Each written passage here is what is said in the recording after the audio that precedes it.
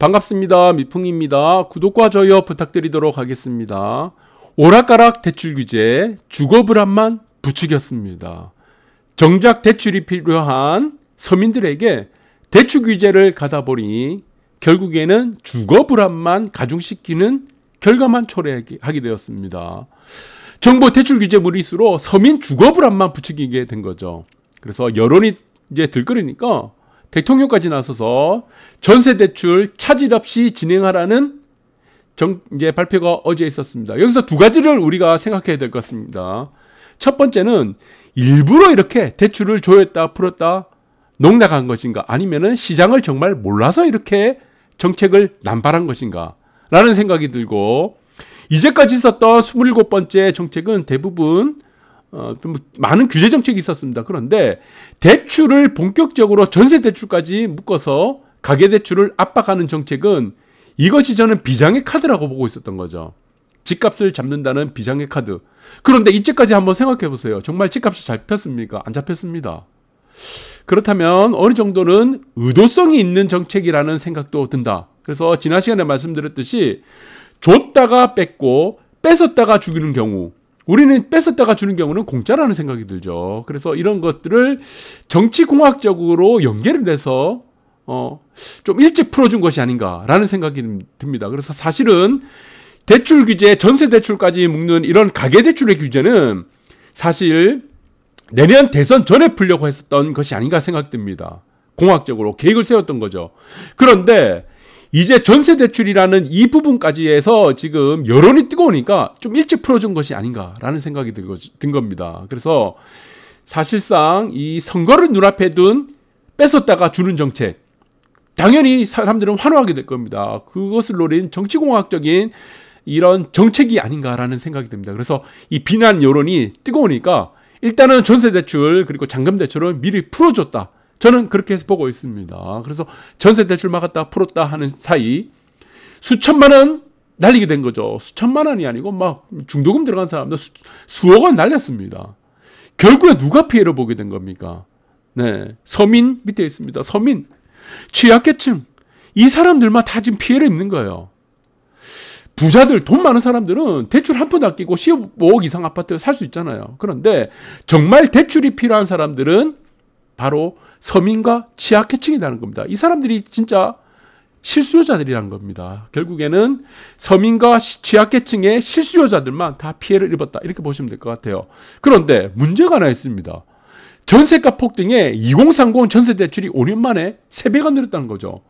우리는 여기서 지금 대출을 묶는다는 것은 가계대출입니다. 가계대출. 가계대출 중에는 전세대출도 있고 주담대 대출도 있을 겁니다. 이건 뭐 신용대출도 있을 거고. 그런데 이 가계대출이 늘었기 때문에 6% 우리가 지금 여기서 보면은 총량대출 규제를 했었는데 이것을 넘어가게 됐죠. 이 넘어가게 된 이유가 무엇이냐 보니까 전세대출이 5년 만에 3배가 늘었다는 겁니다. 그래서 이 원인은 여러분들이 잘 아실 겁니다. 이 원인은 임대차입니다. 임대차 3법. 임대차법 때문에 벌어진 일이에요. 그러면 원인을 누가 제공했습니까? 원인을. 결국에는 이 원인도 정책이 제공했다는 논리가 되는 겁니다. 가계대출이 폭증하는 원리도, 이유도 임대차법이라는 이 정책 때문에 빚어진 원인이다. 그리고 또 하나 무엇입니까? 코로나죠. 코로나. 그리고 보시면 통계자료 보시면 아시겠지만 주담대 대출은 가계대출 중에 최저입니다. 최저. 주담대 대출은 최저치예요. 비율이. 그래서 아파트 값이 오르고 내리고에 따라서 가계대출이 그만큼 늘어났다 그러면은 가계대출에 대한 당위성, 그리고 그 규제는 당위성이 인정되지만 사실은 실수요자들이 가지는 전세대출은 100% 실수요자들입니다. 이 실수요자들이 가지는 전세대출은 임대차법으로 인해서 늘어났다는 원인이 된다는 겁니다. 거의 다 코로나 때문이고 절반 정도는. 그러니까 결국에는 전부 다 정책 실패 때문에 빚어진 이유고 원인이고 결과다라고 보시면 될 것 같습니다.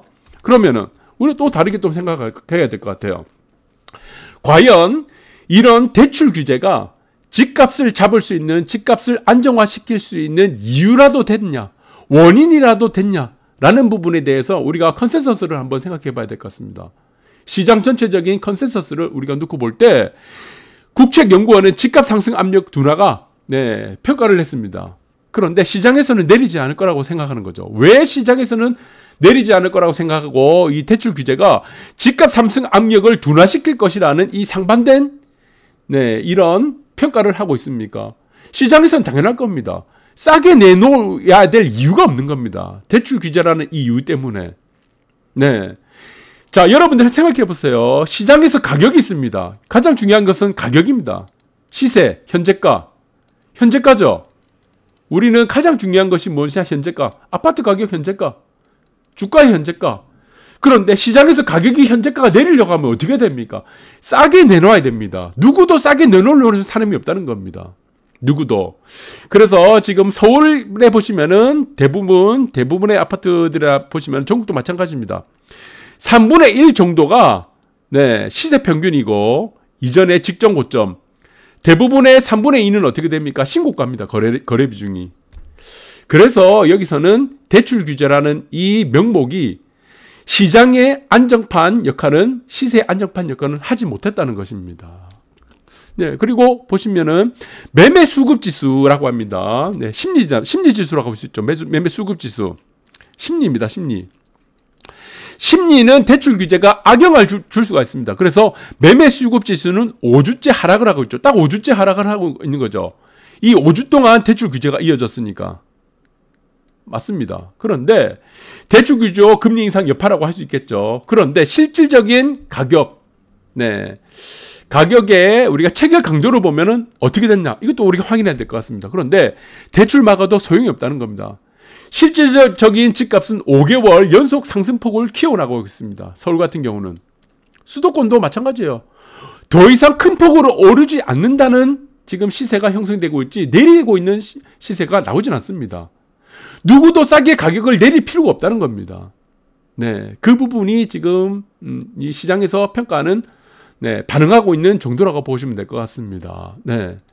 그래서 서울 9월 달에 보니까 오히려 더 지금 9월 달에 대출 규제 본격적으로 이루어졌죠. 9월 서울 집값은 0.72% 올라갔고 올해 역대 지금 최다 상승폭이 이어졌습니다. 올해. 대출 규제 와중에도. 그래서 역효과만 계속 나는 겁니다. 역효과. 사실은 서민층들 그리고 대출을 이용해서 레버리지를 이용해서 살 수 있는 서민층들 그리고 취약계층을 오히려 더 목을 째우는 것밖에 안 됐죠. 오히려 더 집을 살 수 없게 주거 불안만 가중시켰건 역할만 했었고 시세는 오히려 더 올라갔다. 거기에 따라서 대출 규제 금리 인상이라는 이 명목들은 이 항목들은 사실상 심리적인 수급지수 하락만 가져왔던 효과만 내고 있다는 겁니다. 그래서 이 부분에 대해서는 많은 사람들도 지금 공감을 할 거예요.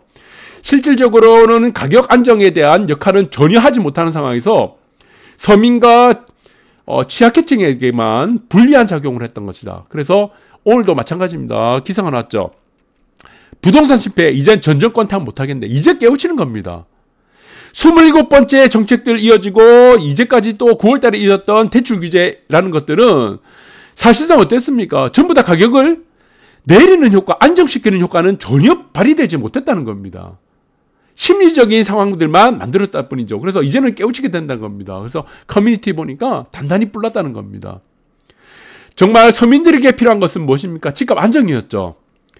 우리도 열심히 돈을 내서 돈을 모아서 열심히 일해서 내 집 마련을 장만하는 것이 꿈이었는데 이런 부분들이 정말 이 정책을 이제까지 잊었던 27번째 정책 그리고 대출 규제란 정책들은 오히려 그들에게 독이 되었다는 것을 이제 깨우치게 되었다는 부분입니다. 그래서 여러분들이 시장을 어떻게 판단할 것인가, 시세를 어떻게 판단하고 현재가를 어떻게 판단하고 정책을 어떻게 판단할 것인가 하는 부분들은 여러 가지 여러분들의 상황들을 이제 느끼실 겁니다. 시장은 시장으로서의 역할을 주어졌을 때 시장으로서의 접근을 하는 정책이 이어졌을 때만 시장에 대해서 우리가 컨센서스를 맞출 수가 있다라는 부분들을 이제는 모두 다 아실 겁니다. 감사합니다.